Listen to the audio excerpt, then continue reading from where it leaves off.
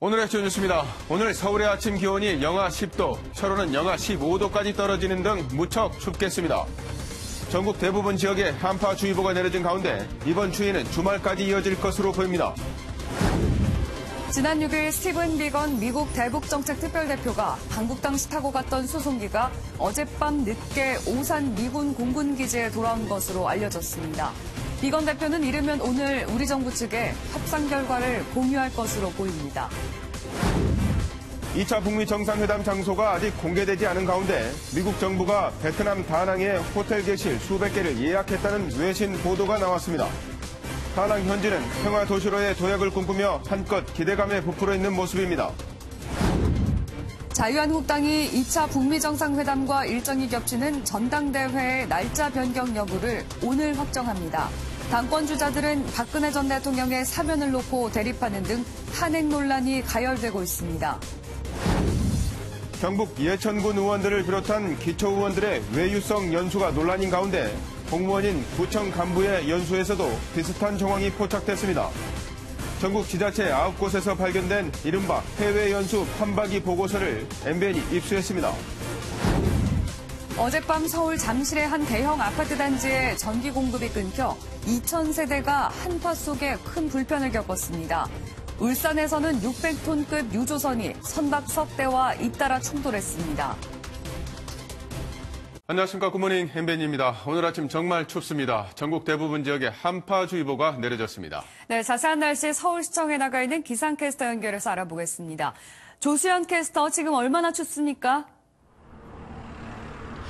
네, 한파에 대비해서 옷을 여러 겹 껴입고 또 목도리에 장갑까지 하고 나왔는데도 정말 춥습니다. 바깥에 잠시만 서 있어도 찬바람이 몸속에 파고들고 있습니다. 또 미처 가리지 못한 귀와 얼굴이 굉장히 시려운데요. 오늘 나오실 때 옷차림 저보다도 따뜻하게 하셔야겠습니다. 현재 전국 대부분 지역에 한파주의보가 발효 중입니다. 현재 서울의 기온이 영하 10도로 어제보다 10도 가까이 크게 떨어져 있습니다. 또 그 밖에 파주가 영하 11.4도, 전주가 영하 6.1도 나타내고 있고요. 바람이 강해서 체감온도는 더 낮습니다. 이번 한파는 주말까지 꽤 길게 이어지겠습니다. 토요일과 일요일 서울의 아침 기온 영하 8도까지 떨어지겠고요. 일부 중부 내륙에는 영하 12도 아래로 곤두박질 치겠습니다. 오늘은 전국에 가끔 구름이 끼겠습니다. 찬바람 때문에 춥긴 하겠지만 덕분에 공기는 깨끗하겠습니다. 현재 기온은 서울이 영하 10도, 청주 영하 7.5도로 어제보다 최고 10도 가까이 크게 떨어져 있습니다. 한낮에는 서울이 0도, 대전이 3도, 광주가 5도로 낮 동안에도 춥겠습니다. 월요일부터는 추위가 점차 누그러지겠고요. 수요일에는 남해안과 제주도에 비가 내리겠습니다. 입춘이 지났는데 기습 한파가 찾아왔습니다. 겨울이 완전히 지나가기 전까지는 감기 걸리지 않도록 건강관리 잘 하셔야겠습니다. 지금까지 서울시청에서 날씨 전해드렸습니다.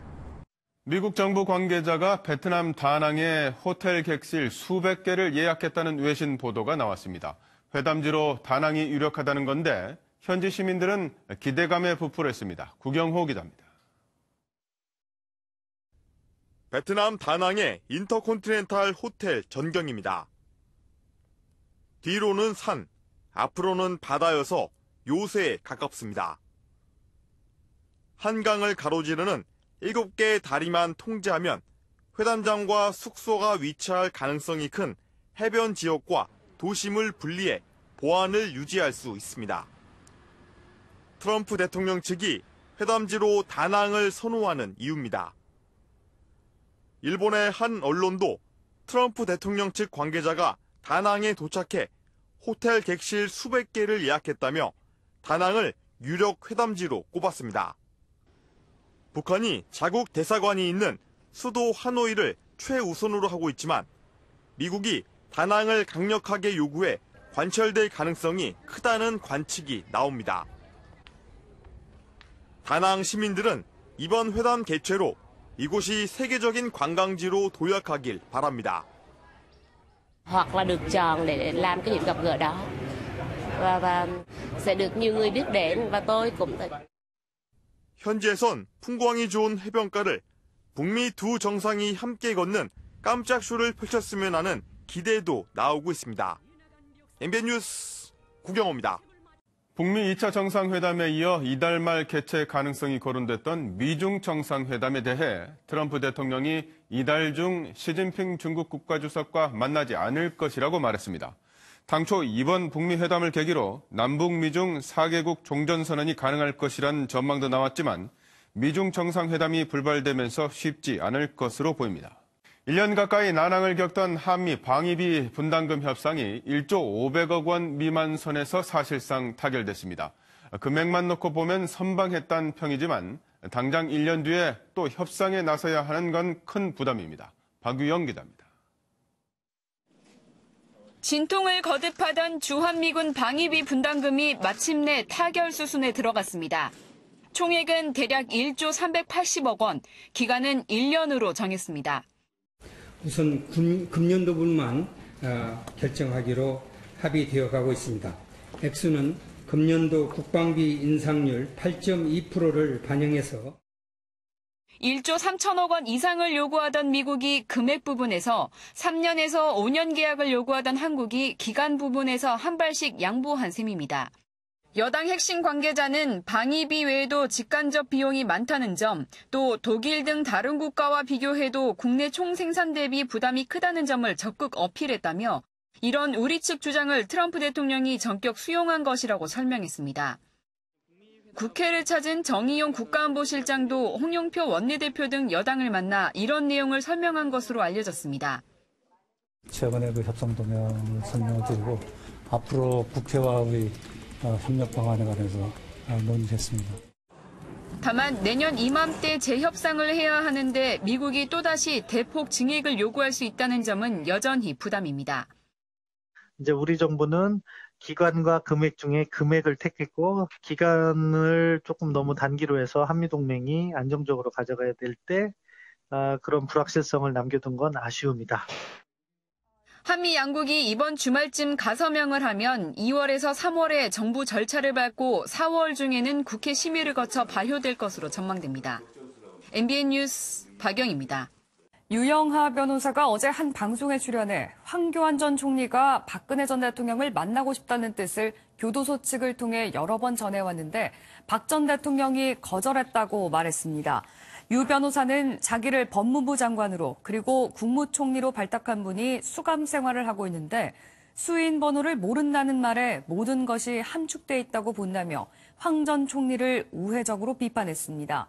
한편 자유한국당 정당대회에 나선 주자들은 박근혜 전 대통령 사면을 놓고 대립하는 등 탄핵 논란이 가열되고 있습니다.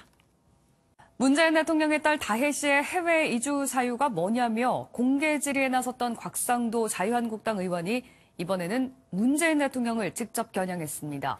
민주당은 터무니없는 의혹을 부풀리고 있다며 곽 의원을 검찰에 고발했습니다. 김도형 기자입니다. 지난해 7월 인도를 국빈 방문한 문재인 대통령은 당시 자신의 딸이 한국에서 요가 강사를 한다고 밝혔습니다. 한국 국민들은 요가로 건강을 지키고 카레를 즐겨 먹습니다. 제 딸도 한국에서 요가 강사를 합니다. 이를 두고 곽상도 자유한국당 의원이 문재인 대통령을 직접 겨냥했습니다. 문 대통령의 딸 다혜 씨는 연설 당시 이미 해외에 있었던 게 아니냐고 따져 물은 겁니다. 따님이 한국에서 요가 강사하고 있었다고 연설했는데 사실입니까? 문다혜 씨는 해외 이주 상태였습니다. 곽 의원은 지난해 6월 이미 외손자가 동남아로 출국했다는 점을 근거로 들며 해외 경호를 시작하면 대통령에게 보고됐을 것이라고 주장했습니다. 다만 곽 의원은 외손자가 출국할 때 다혜 씨 부부가 함께 출국했는지는 확인하지 못했다고 밝혔습니다. 이런 가운데 민주당은 곽 의원을 명예훼손 등의 혐의로 검찰에 고발했습니다. 앞서 곽 의원이 다혜 씨 부부의 부동산 증여와 사위가 다녔던 회사에 대한 자금 지원설 등 각종 루머까지 언급하자 금도를 넘었다며 대응에 나선 겁니다. 청와대는 곽 의원의 요구에 별다른 입장을 보이지 않았습니다. MBN 뉴스 김도형입니다. 어젯밤 울산 장생포 부두에서 유조선이 선박 3척과 충돌하는 사고가 발생했습니다. 서울 잠실에서는 2,000가구가 넘는 대단지 아파트가 정전돼 영하 10도의 강추위 속에서 주민들이 큰 불편을 겪었습니다. 정수정 기자입니다. 해경대원들이 어두운 바닷속으로 입수해 선박에 접근합니다. 어젯밤 9시 18분쯤 울산 장생포부두에서 626톤 유조선이 선박 3척과 충돌했습니다. 이 사고로 선박이 파손됐지만 다행히 다친 사람은 없었습니다. 해경은 연료 탱크도 손상되지 않아 기름 유출은 발생하지 않은 것으로 보고 있습니다. 어젯밤 11시 20분쯤에는 서울 잠실에 2,000가구가 넘는 대단지 아파트가 갑자기 정전됐습니다. 아파트 고압 전기 설비가 고장이나 전기 공급이 중단되면서 영하 10도에 가까운 혹한 속에서 난방이 들어오지 않아 주민들이 큰 불편을 겪었습니다. 한국전력 복구팀의 응급조치로 전기 공급은 2시간 반 만에 재개됐습니다. 어젯밤 9시 50분쯤에는 경남 통영의 해안도로에서 정차돼 있던 BMW 차량에서 불이 났습니다. 운전자가 운전석에서 잠을 자던 중 차에 연기가 발생했고 불은 8분 만에 진화됐지만 1,800만 원의 재산 피해가 났습니다. 또 남양주에서는 달리던 그랜저 승용차에서 브레이크 과열로 추정되는 불이 났으며 다행히 다친 사람은 없었습니다. MBN 뉴스 정수정입니다. 부하 직원들을 상습 폭행한 혐의 등으로 구속 기소된 양진호 한국미래기술 회장이 과거 한 스님을 동원해 아내의 형부를 청부 살해하려 한 정황이 포착됐습니다.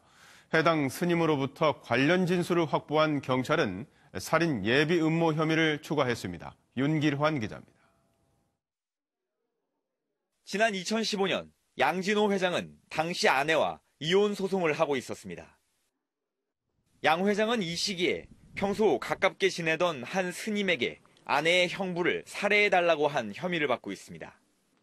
경찰은 해당 스님으로부터 양 회장이 옆구리와 허벅지의 대동맥을 흉기로 한 차례씩 찔러라라는 요구와 함께 3천만 원을 줬다는 진술을 확보했습니다. 경찰이 압수한 양 회장의 휴대전화에선 해당 스님에게 건넨 사진과 주소 등 아내의 형부와 관련한 정보가 확인됐습니다. 변호사를 알아봐주는 등 아내의 형부가 이혼 소송을 돕자 양 회장이 불만을 품은 걸로 경찰은 보고 있습니다. 해당 스님은 양 회장에게 받은 돈 일부를 지인에게 건네며 범행을 부탁했고 지인은 또 다른 인물에게 범행을 교사했지만 실제 범행은 이루어지지 않았습니다.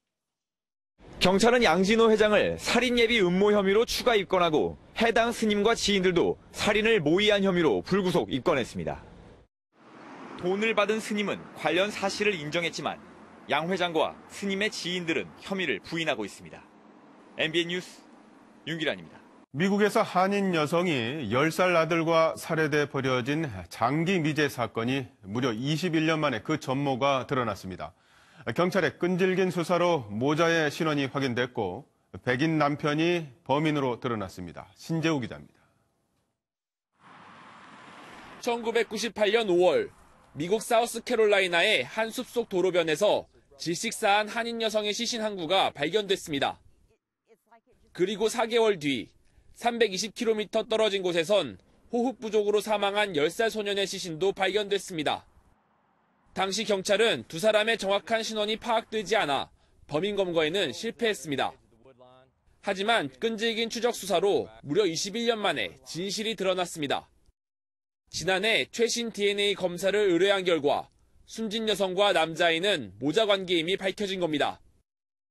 경찰은 무장강도죄로 교도소에서 복역 중인 백인 남편을 추궁했고 결국 범행 사실을 자백받았습니다.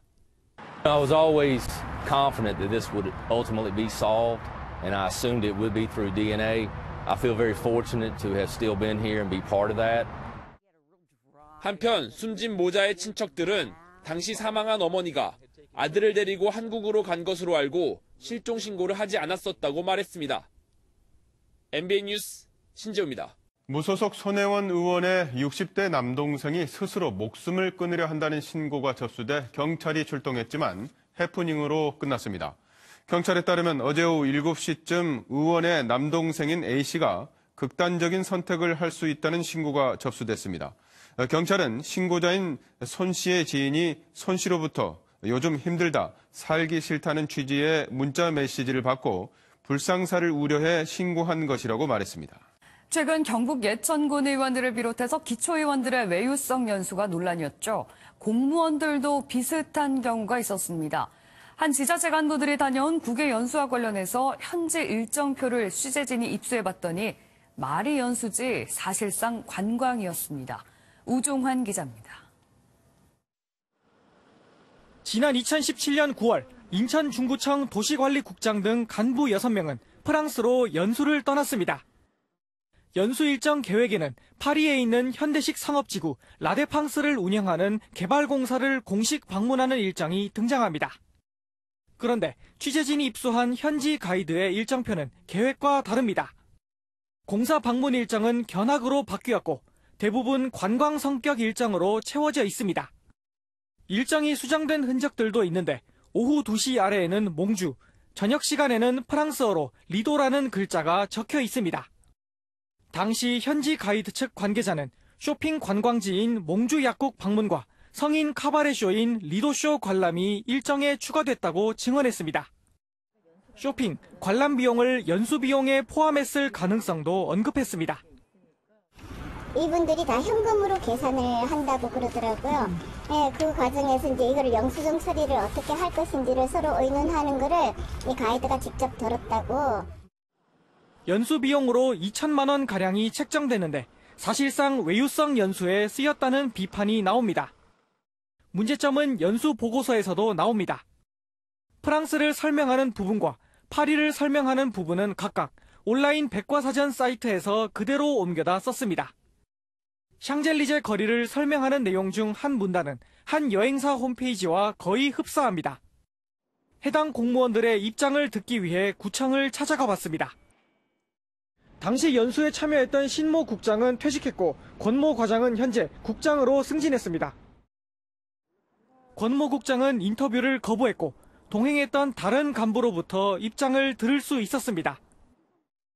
알지 못하기 때문에 그렇게 해가지고 인터넷으로 해가지고 확인해가지고 이렇게 쓴 거죠. 이거는 출처를 표시를 해야 되지 않나요? 우리가 그 대학교 해가지고 뭐 논문을 발표하거나 뭘 해가지고 쓴다라고 하면 인용해가지고 진짜로 뭐. 쇼핑과 카바레쇼 관람 비용을 영수증 처리했느냐는 취재진의 질문에는 기억이 나지 않는다고 답변했습니다. 한편 외유성 연수 논란에 대해 구청 측은 사전 심사 절차를 강화했다고 밝혔습니다. MBN 뉴스 우종환입니다. 문제는 이곳뿐만이 아닙니다. 공무원들은 국외 연수를 다녀오면 결과 보고서를 소속 지방자치단체에 제출하는데요. 국민의 세금이 들어가기 때문에 그만큼 충실하게 작성돼야겠지만 현실은 다른 사람 보고서를 베껴서 제출하는데 급급한 수준입니다. 이어서 김순철 기자가 단독 보도합니다. 지난 2017년 6월 전국 15개의 지자체 소속 공무원 40여 명은 3박 4일 일정으로 일본에 다녀왔습니다. 이들은 한 사단법인의 교육기관이 주관한 국외 연수차, 농장 등을 방문했습니다. MBN 취재진은 광주와 공주 등 9개 지자체의 연수 결과 보고서를 입수했습니다. 그런데 방문지의 현황이나 특징을 다룬 본문이 거의 같은 것으로 파악됐습니다. 오야마의 특산품은 밤과 매실이다로 시작된 문단은 판박이 수준입니다. 파일을 그대로 붙여놓은 듯한 표도 공통으로 발견됩니다. 현장에서 볼 수 있는 건 받고 못 보는 거는 부주자료도 참고하고 이렇게 해서 작성을 했어요. 심지어 주관적인 생각이 담겨야 할 연수 후기마저 같은 지자체들도 있었습니다. 개별적으로 의견이 좀 나왔으면 좋았겠다 하는 그런 부분에 대해서 좀 미흡하다고 좀 생각되고요. 보고서의 출처를 따라가 보니 교육기관에서 배포한 자료와 거의 같았습니다. 교육자료가 정책에 반영될 수도 있는 보고서로 둔갑한 셈입니다. 연수 중에 배포한 거고 이제 자료집 성격으로 아까 말씀드린 대로 교육 취지로 나눠드렸던 거고. 한 참가자는 당시 단체 SNS 채팅방에서 보고서를 서로 주고받은 이들이 있었다고 털어놓기도 했습니다. 연수 비용은 1인당 170만 원으로 대부분 소속 지자체에서 부담했지만 사후 관리는 부실하기만 합니다. MBN 뉴스 김순철입니다. 필리핀으로 불법 수출됐다가 평택항으로 되돌아온 폐기물이 어제 공개됐습니다. 전혀 재활용을 할 수가 없어서 소각해야 하는데 비용 부담을 두고 정부와 지자체가 핑퐁 싸움을 하고 있습니다. 김민수 기자입니다. 회색 컨테이너의 문이 열리자 시커먼 쓰레기 더미가 모습을 드러냅니다. 자세히 살펴보니 플라스틱과 폐비닐 등이 뒤섞여 있습니다.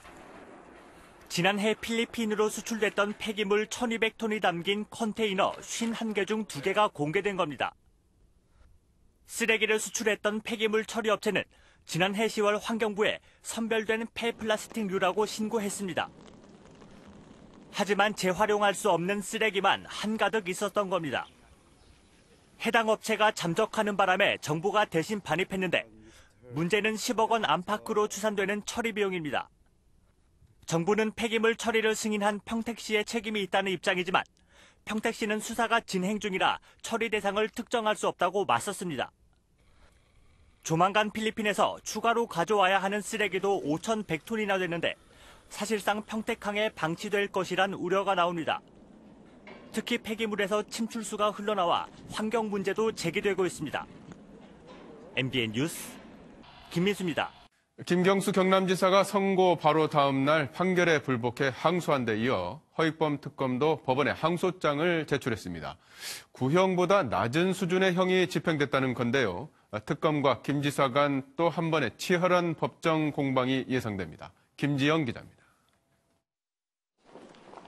김경수 경남지사에 대한 법원의 판결이 나오자마자 항소 의사를 비쳤던 변호인단. 변호인은 지금도 김경수 지사가 무죄라고 생각합니다. 다시 한번 저희의 변론에 부족한 점은 없었는지 재판부를 다시 설득하기 위한 어떠한 방법이 있는지. 재판 전략을 다시 짜겠다며 실형을 선고받은 다음 날 즉각 항소했습니다. 이에 맞서 김 지사를 기소한 허익범 특검 역시 법원에 항소장을 제출했습니다. 일부 혐의가 집행유예 판결을 받으며 구형한 형량보다 낮은 수준의 형이 선고되면서 양형 부당을 이유로 항소한 것으로 알려졌습니다. 앞서 특검은 김 지사를 상대로 댓글 조작과 공직선거법 위반 혐의로 징역 5년을 구형했지만 1심 재판부는 댓글 조작 혐의에 대해서만 징역 2년의 실형을 선고하고 공직선거법 위반 혐의에 대해선 집행유예 판결을 내렸습니다. 김 지사 측은 도정의 차질을 빚고 있다며 항소심 재판부 배당이 이루어지는 대로 보석을 신청하겠다고 밝혔습니다.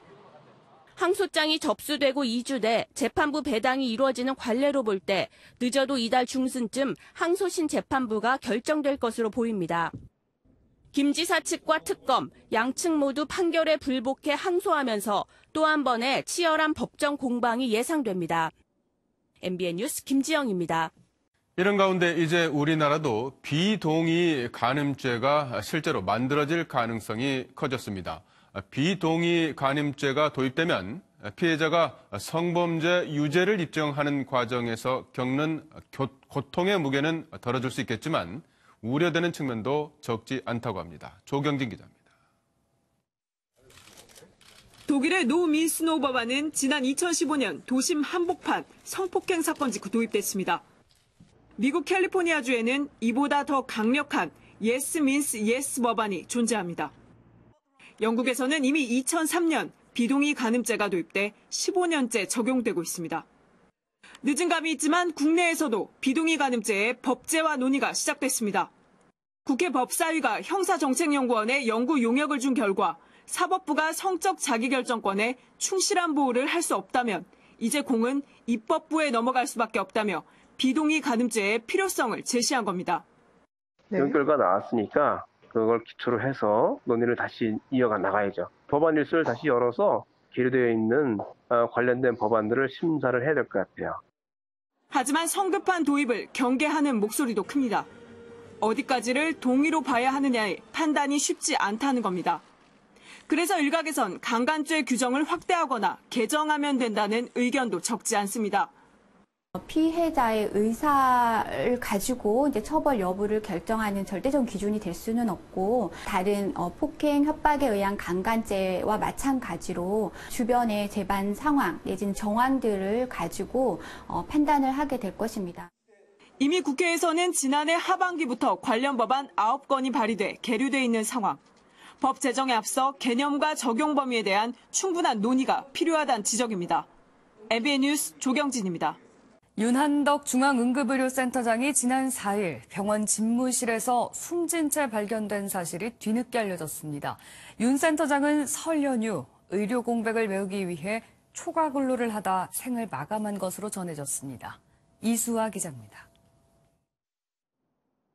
윤한덕 중앙응급의료센터장은 지난 4일 오후 센터장실에서 심정지 상태로 발견됐습니다.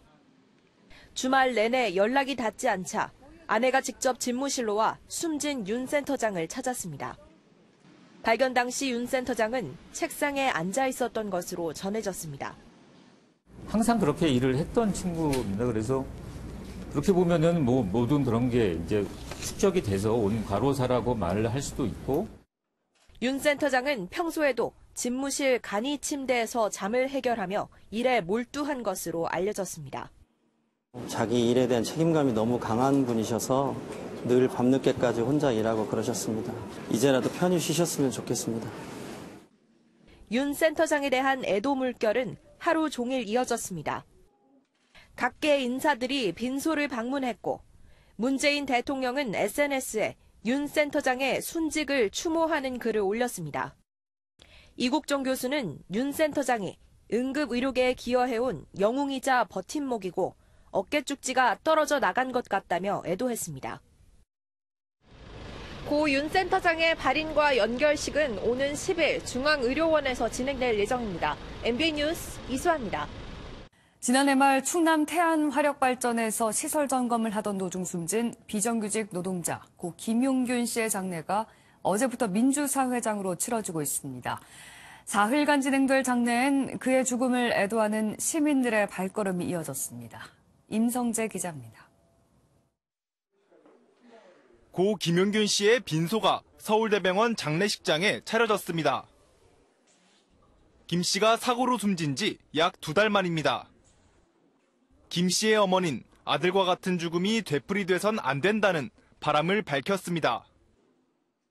다시는 저처럼 아이를 잃어서 가슴에 큰 한을 남기지 않도록, 그리고 용균이 동료들 안전하게 일할 수 있게끔. 장례식장엔 가족과 동료들뿐 아니라 고인을 추모하는 시민들의 발걸음도 이어졌습니다. 마음이 많이 아프죠. 어린 친구가 저렇게 간 거에 대해서 마음이 아파서 왔습니다. 이 사회가 조금 더 안전하고 바르게 돌아갈 수 있는 길로 나아가는데 그 과정 중에 아무튼 희생되신 거니까 그냥 빚졌다고 생각하고 왔습니다. 이해찬 더불어민주당 대표와 이정미 정의당 대표 등 정치권 인사들도 빈소를 찾아 고인의 넋을 기렸습니다. 김 씨의 발인은 내일 이뤄질 예정입니다. 고인이 근무했던 태안화력발전소에서 노제, 광화문 광장에서 연결식을 가진 뒤 전태일 열사 등이 잠들어 있는 마석 모란공원에서 영면하게 됩니다. MBN 뉴스 임성재입니다. 전국 땅값 산정의 기준이 되는 표준지 공시지가가 윤곽을 드러냈습니다. 국토교통부가 주민 의견을 듣기 위해 공개한 표준지 공시지가의 잠정 상승률은 9.5%, 상승폭이 12년 만에 최대입니다. 지역별로는 역시 서울이 14.1%로 가장 많이 올랐습니다. 특히 강남구 24%, 중구 22% 등 고가의 토지가 몰려있는 지역의 상승폭이 컸는데 15년째 1위를 기록 중인 명동 네이처 리퍼블릭 부지 땅값도 2배 이상 껑충 뛰어서 보유세 부담도 상한선인 50%가 늘게 됐습니다. 단독주택에 이어 땅까지 정부의 공시가격 인상이 현실화되면서 부동산 시장은 바짝 긴장하는 모습입니다. 오는 4월로 예정된 아파트 공시가격 발표에 촉각을 세우는 가운데 거래는 큰 폭으로 줄면서 사실상 냉동 상태에 빠졌습니다. 정종 기자가 취재했습니다. 서울의 한 대형 아파트 단지. 매매 거래가 사실상 끊긴 가운데 가격을 확 낮춘 급매매, 초급매 매물마저 외면받고 있습니다. 급매물이 나와도 매수자들은 추가 하락을 기대하고 있어서 아직까지 매수를 안 하고 있고요. 4월 달에 공시지가 발표가 있어서 그것도 한번 보고 있는 것 같아요. 이 같은 매매 위축은 수치로도 확인됩니다. 지난달 서울의 아파트 매매 거래는 610건에 그쳤습니다. 지난해 1월과 비교하면 20분의 1 토막이 났습니다. 전문가들은 정부의 강력한 대출 억제와 세금 정책에 꽉 막힌 거래가 쉽게 개선되긴 어려울 것으로 전망합니다. 올해 38만 호 아파트 대량 입주로 전월세 시장 가격 안정이 이어지면서 매입보다는 임대차에 머무는 수요가 증가하고 있습니다. 당분간 주택시장의 가격 약세가 이어질 전망입니다. 변수도 있습니다. 최근 5년간 설 연휴가 지나면 아파트 매매량이 매년 반등할 정도로 설 연휴는 부동산 시장에서 전환점 역할을 해왔기 때문입니다. 여기에 10년 만에 최대 규모인 22조 원의 토지 보상비가 어디로 흘러갈지도 변수입니다. 이런 가운데 최대 성수기인 봄이사철은 올해 부동산 시장의 가늠자가 될 전망입니다. MBN 뉴스 정주영입니다. 기업 가치 1조 원이 넘는 스타트업을 유니콘 기업이라고 부르는데요. 미국에는 151개, 중국에는 85개가 있지만 국내에는 고작 6개에 불과하다고 합니다. 그 이유는 뭘까요? 어제 대통령을 만난 벤처 창업자들은 규제 때문이라고 쓴소리를 쏟아냈습니다. 서영수 기자입니다. 문재인 대통령이 스타트업 애로사항을 듣기 위해 국내를 대표하는 벤처 창업자들을 만났습니다. 이혜진 네이버 창업자부터 김봉진 우아한 형제들 대표 등 국내 유니콘 기업 창업자들이 참석했습니다. 기업들이 중견 기업, 유니콘 기업, 또 대기업으로 이렇게 성장할 수 있도록 그런 기업의 활동해 줄 필요가 있다고 생각합니다. 하지만 벤처 창업자들은 80분 동안 진행된 간담회에서 규제 때문에 성장할 수 없다고 쓴소리를 쏟아냈습니다. 송금 서비스 토스의 이승건 대표는 주 52시간 근무가 급격히 성장하는 기업에게는 또 하나의 규제로 작용한다고 꼬집었고, 쿠팡의 김범석 대표는 국내 규제가 자주 바뀌는 탓에 불확실성이 커져 외자 유치가 힘들다며 유니콘 기업 성장에 어려움을 호소했습니다. 규제 중심의 정부 정책이 한국 기업들의 성장을 되레 가로막고 있다는 겁니다.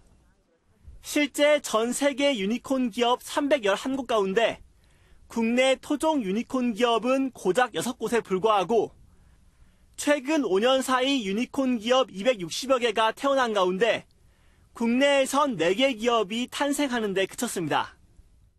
중국처럼 유니콘 기업이 85초마다 하나씩 태어나도록 하려면 결국 규제 혁파뿐이라고 전문가들은 조언합니다. MBN 뉴스 서영수입니다.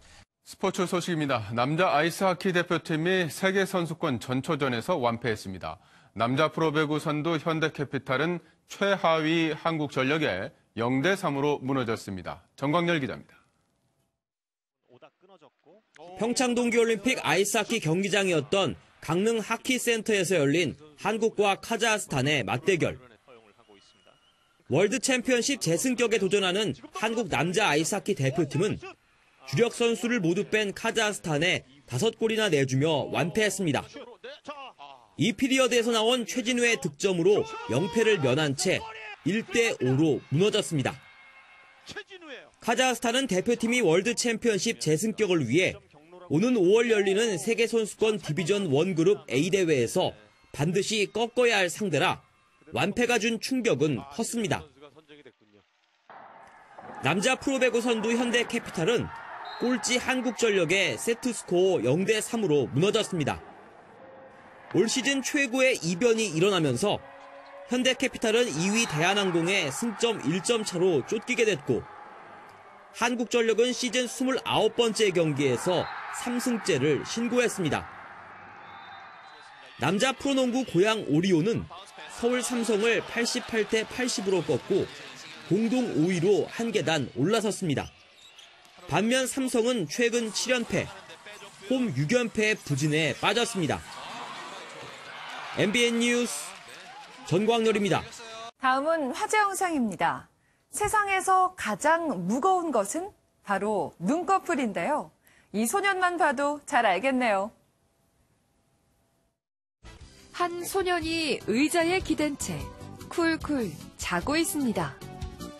트럼프 미국 대통령의 국정연설 중에 말이죠. 소년의 이름은 조슈아 트럼프로 대통령의 특별 초청을 받았는데요. 대통령과 성이 같아 괴롭힘을 당한 소년을 위로하기 위해서입니다. 비몽사몽 박수를 치다 그마저도 포기하는 소년. 귀여워서 웃음이 나네요. 영화를 너무 많이 본 걸까요? 여기 대담하게 탈옥을 시도한 남성이 있는데요. 뜻대로 되진 않았지만요. 미국 일리노이주의 한 교도소입니다.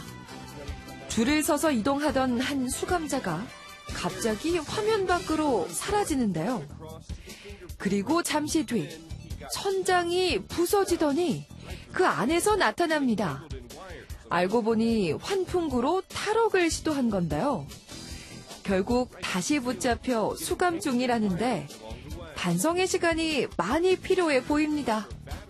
불행 중 다행이란 말이 있는데요. 이 경우가 그런 것 같습니다. 화면 함께 보시죠. 한 차량이 아이를 덮치고 지나갑니다. 게다가 뒤에 트레일러까지 달린 트럭이었는데요. 보기만 해도 아찔한 이 상황. 아이의 부모님이 놀라 달려옵니다. 천만다행으로 5살 난 아이는 크게 다치지 않았다는데요. 정말 하늘이 도왔네요. 지금까지 굿모닝 월드였습니다. 바깥에 잠시만 서 있어도 눈에 눈물이 고일 정도로 정말 춥습니다. 한파에 대비해서 옷을 여러 겹 껴입고 또 목도리에 장갑까지 하고 나왔는데도 찬바람이 몸속에 파고들고 있습니다. 미처 가리지 못한 귀와 얼굴이 굉장히 시렵습니다. 오늘 나오실 때 저보다도 옷차림 정말 따뜻하게 하셔야겠습니다. 현재 전국 대부분 지역에 한파주의보가 발효 중입니다. 현재 서울의 기온이 영하 10도로 어제보다 10도 가까이 크게 떨어져 있습니다. 그 밖에 파주가 영하 11.7도, 대전이 영하 7.1도 나타내고 있고요. 바람이 강해서 체감온도는 이보다 더 낮습니다. 이번 한파는 주말까지 꽤 길게 이어지겠습니다. 토요일과 일요일 서울의 아침 기온이 영하 8도까지 떨어지겠고요. 일부 중부 내륙에서는 영하 12도 아래로 곤두박질 치겠습니다. 오늘은 전국에 가끔 구름이 많겠습니다. 찬바람 때문에 춥기는 하겠지만 덕분에 공기는 깨끗하겠습니다. 현재 기온은 서울이 영하 10도, 청주가 영하 7.6도, 광주와 대구가 영하 3.9도로 기온이 큰 폭으로 내려갔습니다. 한낮에는 서울이 0도, 대전과 전주가 3도, 광주와 대구 5도로 낮 동안에도 무척 춥겠습니다. 월요일부터는 추위가 점차 누그러지겠고요. 수요일에는 남해안과 제주도에 비가 내리겠습니다. 연휴가 끝나고 일상으로 돌아오자마자 기습 한파가 찾아왔습니다. 오늘 정말 추우니까요. 옷차림 따뜻하게 하시고 감기 걸리지 않도록 건강관리 잘 하셔야겠습니다. 지금까지 서울시청에서 날씨 전해드렸습니다.